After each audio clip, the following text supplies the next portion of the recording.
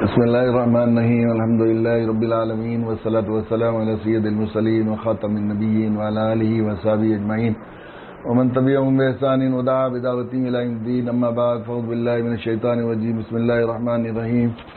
يريد الله بكم اليسر ولا يريد بكم العسر ولتكملوا العدة ولتكبروا الله على ما هداكم ولعلكم تشكرون.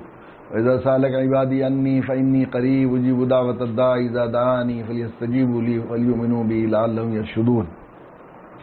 حضرات، اللہ کا کرم اور احسان ہے کہ انتظار کر رہے تھے کہ رحمت کا مہینہ، اللہ کی عطا کا جشن، قرآن کا جشن کا یہ مہینہ رمضان مبارک آنے والا ہے. آ جائے، اللہ تعالیٰ ہمیں نصیب فرما دے. اور ہمیں کچھ ہوتے ہوتے ایک اشرہ چلا گیا، رحمت کا اشرہ، پھر دوسرا مغفرت کا اشرہ آیا، اور آخری اشرے کا استقبال کی ہم تیاری کر رہے ہیں جو دوزخ سے رہائی کا، عتق من النار کے بارے میں فرمایا ہے.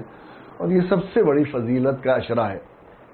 پہلے بھی میں نے کسی موقع پر یہ بات عرض کی ہے کہ ہم لوگ اللہ کے نبی صلی اللہ علیہ وسلم ہمیں رمضان مبارک کی برکات سے فائدہ اٹھانے اور رمضان مبارک میں کے اعمال کو، عبادات کو قبول کرنے کے لیے اس کے علاوہ کوئی راستہ نہیں کہ اپنے نبی جناب رسول اللہ صلی اللہ علیہ وسلم کے رمضان کو دیکھیں اور آپ کے رمضان مبارک کی قدردانی کے طریقے کو اختیار کریں اور اس کی اتباع و پیروی کریں. اس لیے کہ قل ان کنتم تحبون اللہ فاتبعونی یحببکم اللہ. اگر تم یہ چاہتے ہو تم اللہ سے محبت کرتے ہو، تم یہ چاہتے ہو اللہ تمہیں محبوب بنا لے اور تمہارے عمل کو مقبول کر لے، اپنی بارگاہ میں تمہاری عبادت، نیکی، تمہاری زندگی، تمہاری نقل و حرکت، تمہارے رمضان، تمہاری تراویح، تمہاری تلاوت کو قبول کر لے، تو پھر واحد طریقہ ہے فاتبعونی، نبی کی اتباع و پیروی کی جائے.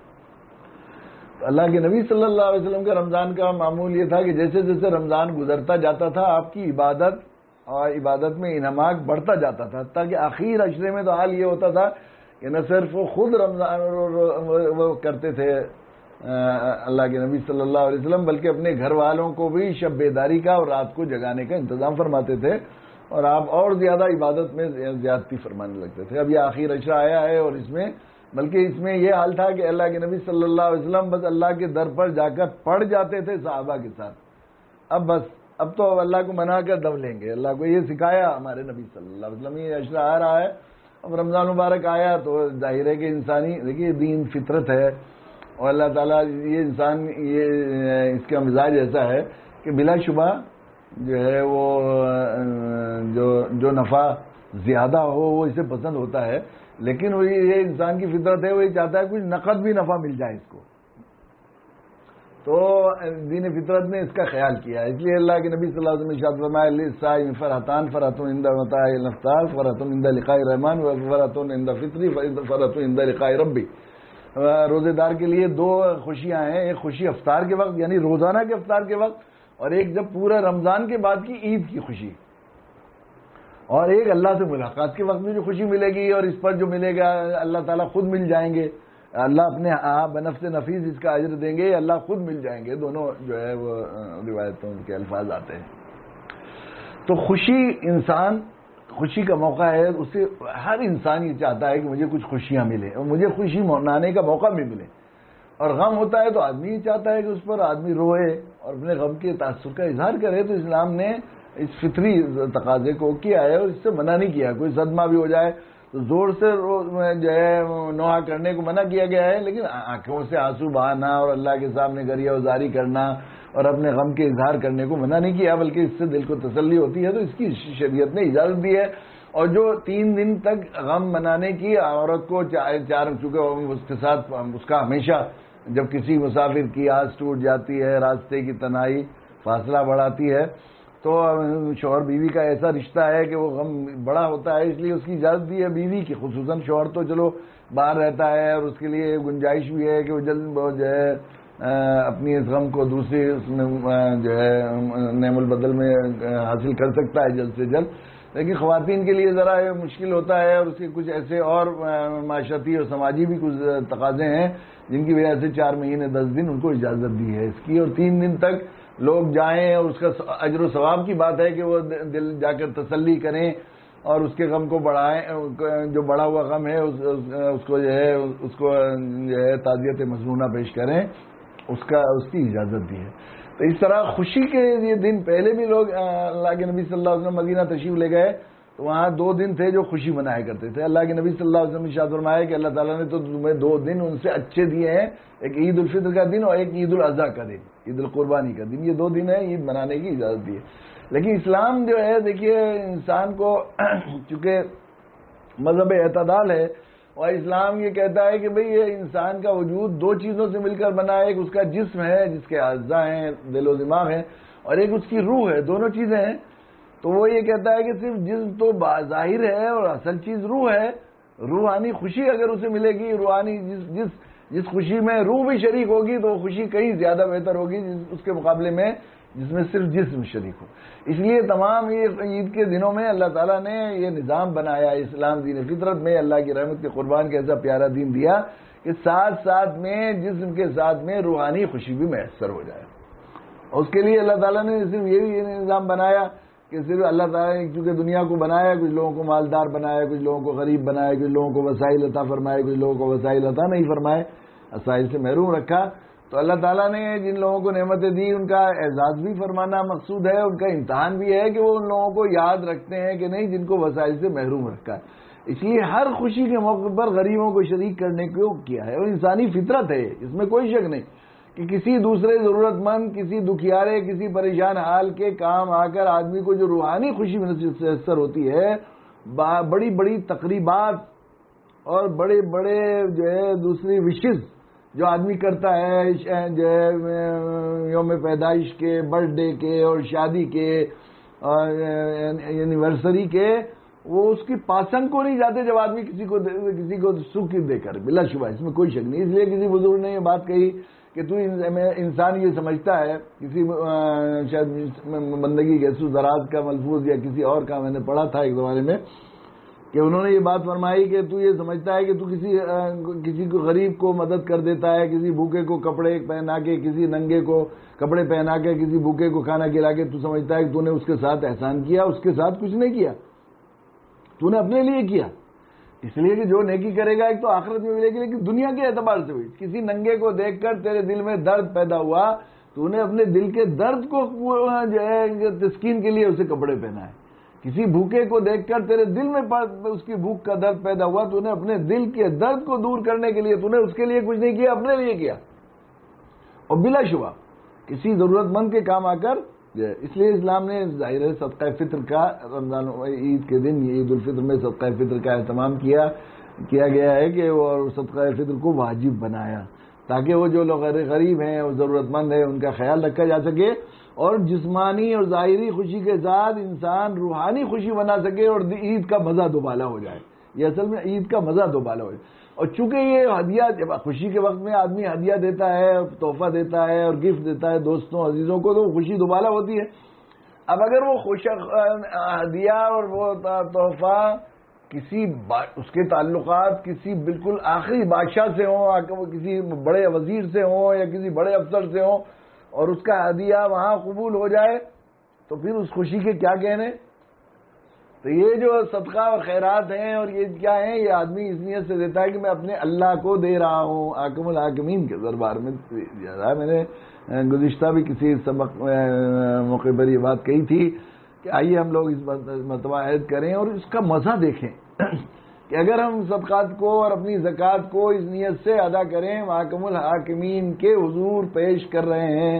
جب حاکم الحاکمین کے حضور پیش کر رہے ہیں, جیسے بڑوں کے سامنے کوئی ہدیہ اور تحفہ دیتا ہے, اس کا ظاہری گفٹ بھی, پیکنگ بھی اس کا خوبصورت بناتا ہے, اس کے دینے کا انداز بھی عجیب ہوتا ہے, اور اس کے ساتھ جو لیٹر لکھا جاتا ہے عزت و انکساری کا, یقیناً ہم اس لائق تو نہیں ہیں کہ آپ کے بڑے دربار کے لائق کوئی ہدیہ پیش کر سکیں, مگر اپنے دل کے تسکین کے لیے. بادشاہ غریبوں اور فقیروں کا بھی ہدیہ قبول کیا کرتے ہیں.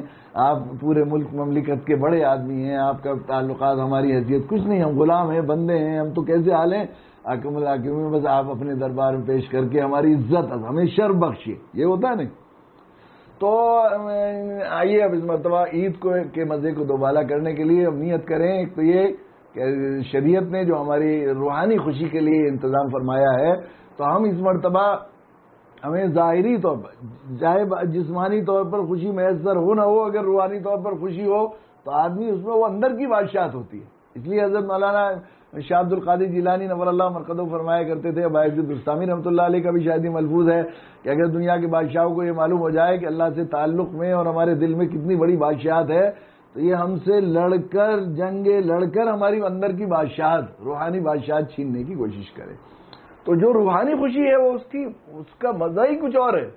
آئیے ہمارے لیے اگر ظاہر عید کا، یہ میں نے عرض کیا تھا شروع میں لاک ڈاؤن جو شروع ہوا تھا اس وقت کے اللہ کے نبی صلی اللہ علیہ وسلم قربان جائیے ایسے شفیق نبی پر، آپ نے فرمایا مومن کی شان بھی کیا شان ہے، واہ واہ مومن کی شان کہ وہ ہر حال میں نفع میں رہتا ہے، مشکل میں ہے تو صبر کرتا ہے، اللہ کی معیت حاصل کرتا ہے، اجر و ثواب کا حقدار ہوتا ہے، اور اچھے نعمت میں ہے تو نعمتوں کا اعتراف کرتا ہے، شکر کرتا ہے، نعمتوں کو بڑھاتا بھی ہے اور اللہ کے یہاں درجات پاتا ہے۔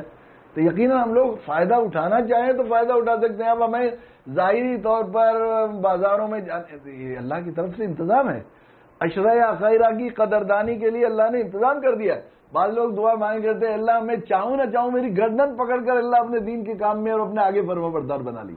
ہم لوگوں کی بات میں نے عرض کیا تھا پچھلے اس میں بھی کہ اللہ کے نبی صلی اللہ علیہ وسلم کا معمول تھا کہ سارے کام بند کر کے آخری عشرہ میں بس اللہ کے ہو جاتے تھے، انسانوں سے ملنا بھی ختم، سب کام بند ہو جاتے تھے۔ اور ہمارے یہاں یہ ہوتا ہے عید کی تیاری کے لیے خواتین نامحرم سب سے بری جگہ بازاروں میں وقت گزرتا ہے، راتیں بھی، وہ شب قدر کی راتیں بھی بازاروں میں خریداری کے لیے گزرتی رہی ہیں ہماری، نامحرموں کے ساتھ، دیکھنے والے پر اللہ کی نعت، ستر دیکھنے والے پر دکھانے والے پر اللہ کی لعنت کے رحمت کے بجائے ہم لعنت کے حقدار ہوتے ہیں۔ اللہ نے انتظام کر دیا، لاک ڈاؤن ہو گیا، بازاروں میں نہیں جا سکتے تو ہم لوگ چلو جائیں نہ چاہیں اللہ نے اپنا بنا لیا، اس پر اللہ کے شکر ادا کریں اور اس سے فائدہ اٹھائیں کہ ہم لوگ، عورتیں تو اعتکاف کر سکتی ہیں۔ ابھی آج مفتی عتیق بستوی صاحب کی خدمت میں نے ایک بڑے عالم مکہ معظمہ کے مولانا مکی صاحب کا، جنہوں نے یہ لکھا تھا کہ انہوں نے یہ کیا تھا کہ جو لوگ وہ نہیں ہیں، مسجدیں چونکہ کھلی ہوئی نہیں ہے اور اعتکاف کے ثواب کو حاصل کرنا چاہتے ہیں تو گھر کے کسی کونے کو مصلی بنا لیں اور وہیں اعتکاف کی نیت سے وہ کریں تو انشاءاللہ ثواب مل جائے گا۔ میں نے حضرت مفتی عتیق بستوی صاحب کی خدمت میں ان کی کلپ بھیجی تھی، انہوں نے فرمایا کہ میری رائے بھی ہے کہ ہو سکتا ہے کہ کر سکتے ہیں وہ وہاں پر، تو جو ہے تو اپنے گھر میں عبادت کریں، خوب فائدہ اٹھا سکتے ہیں۔ تو کم سے کم گناہ سے آدمی کسی وجہ سے بھی بچ جائے۔ دیکھیے نیکی اگر آدمی دوسرے کو دکھانے کے لیے کرے گا تو کچھ کام نہیں آئے گا، لیکن گناہ سے اگر بچ گیا آدمی تو عذاب سے بچ جائے گا۔ تو اب لعنت کی جگہ سے ہم بچ گئے اس سے، اور اس میں اسراف بھی ہوتا ہے۔ ان المبذرین کانوا اخوان الشیاطین کان الشیطان لربہ کفورا، بے دریغ خرچ کرتے ہیں، قرض لے کر عید کی وہ لاتے ہیں اور ایسی جگہ خرچ کرتے ہیں تو یہ جو ہے خرچ کرنا یہ بالکل شیطان کے بھائی ہیں، قرآن نے کہا ہے، اور شیطان اپنے رب کا ناشکرا اور نافرمان ہے، بغاوت ہے۔ تو اس سے بھی بچیں گے اور بے پردگی سے بچیں گے، بازار میں وقت گزارنے سے بچیں گے۔ اللہ تو اس پر اللہ کے شکر ادا کریں، اللہ اپنے کسی بھی طرح ہمیں عشر آخرہ کو کرنے کا موقع دے۔ اور جو صرفہ جو ہم وہ خرچ کرتے تھے عید کی تیاریوں میں اور عید کے لیے خریداری کر رہے تھے وہ ہم اللہ کے حضور پیش کریں، منزل الذی یقرض اللہ قرضا حسنا، اسے ہم ایک نئے بزنس میں لگا دیں۔ پیسہ بچ گیا اگر کہیں تو اچھے تاجر کیا کرتے ہیں، بہترین تجارت میں لگا دیتے ہیں۔ تو تجارت بھی کتنی، فرمایا کمثل حبۃ انبتت سبع سنابل فی کل سنبلۃ مئۃ حبۃ واللہ یضاعف لمن یشاء۔ ایسا ہے ایک پیسہ کسی نے خرچ کیا تو ایک دانہ ہے، اس میں سے 7 بالیاں نکلی اور ہر بالی میں 7 دانے گئے، 700 گنا۔ واللہ یضاعف لمن یشاء، اللہ چاہیں جتنا بڑھا دیں گے۔ ایسے تاجر کے ہوئے ایسے بزنس تلاش کرتے ہیں جن کے پاس سرمایہ ہو، بچ جائے کہیں لگا دیں کوئی، کہ ہی ایسے کتنے پیسے ضائع کر لیے کہ انویسٹمنٹ کمپنیوں میں بیچاروں نے غریبوں نے قرض لے کے لگا دیا۔ کہیں وہ ابھی آیا تھا وہ کیا ایک نئی بزنس پیچھے، اس میں کتنے ہمارے حافظوں اور عالموں نے بھی لگا دیا، کسی عالم نے دے دیا تھا فتویٰ، حالانکہ اکثر علماء نے اس کے ناجائز ہونے کا فتویٰ، بٹ کوئن تھا وہ کیا تھا۔ پھر اس کے بعد ایک موٹر سائیکل کا وہ چلا، اس میں لگا دیے، پھر وہ جو ہے ہیرا گولڈ میں لگائے، پھر کس میں لگا دیے پیسے اور وہ سب ضائع چلے گئے۔ اور ایسے اللہ کو دیں جو پورا ادا کرنے والا ہے، اور وہ خود کہہ رہے ہیں کم سے کم 700 گنا اس سے زیادہ بڑھائیں گے۔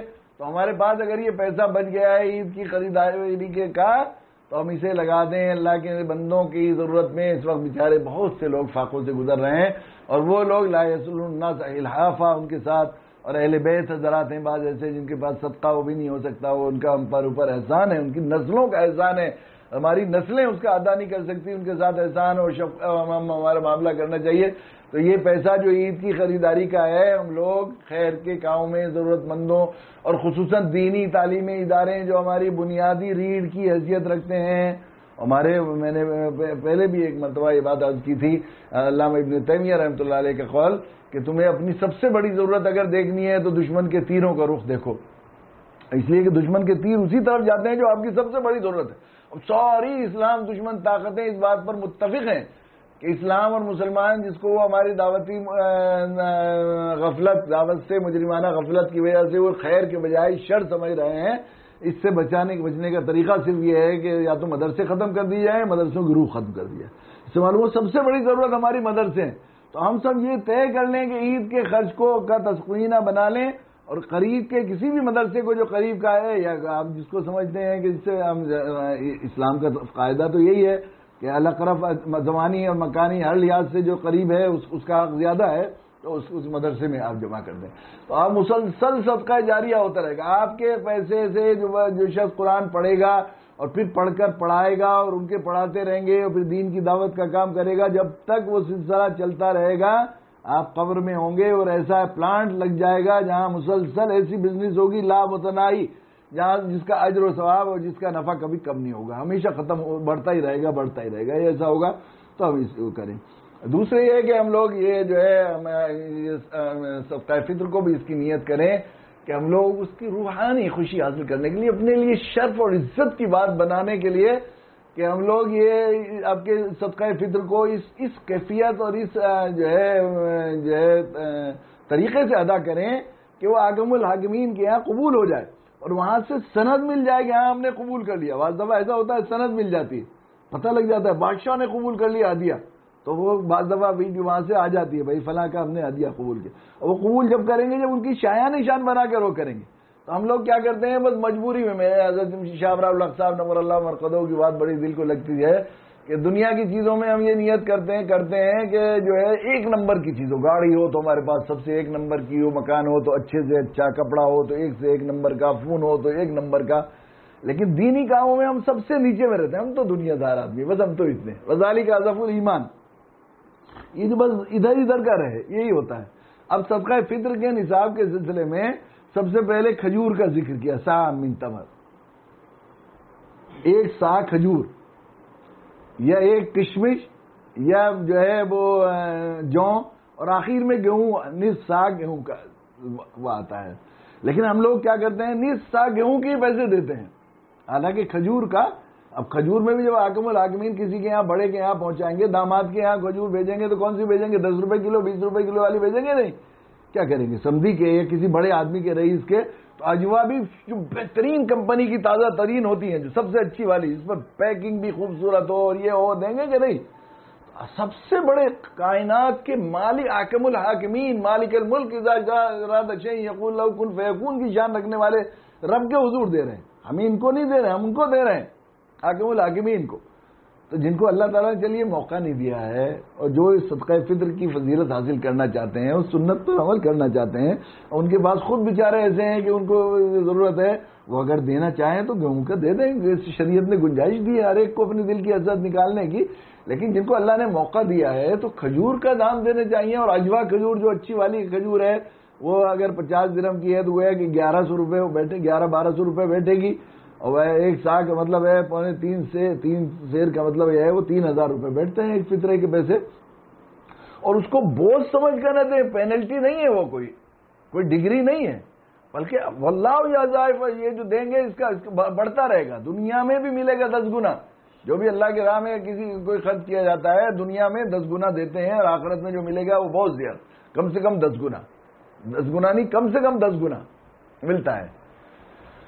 تو وہ شوق سمجھ کر دے، شوق سے جیسے دیتے ہیں، شوق کے ساتھ کہ قبول ہو جائے. اس طرح ہم لوگ کشمش کی قیمت دیں، کھجور کی قیمت دیں، جو بھی جو ہے وہ قیمت بھی گیہوں کی قیمت سے کہیں زیادہ بیٹھ رہی ہے تو ہم دیں، اور دل کی کیفیت کے ساتھ دیں.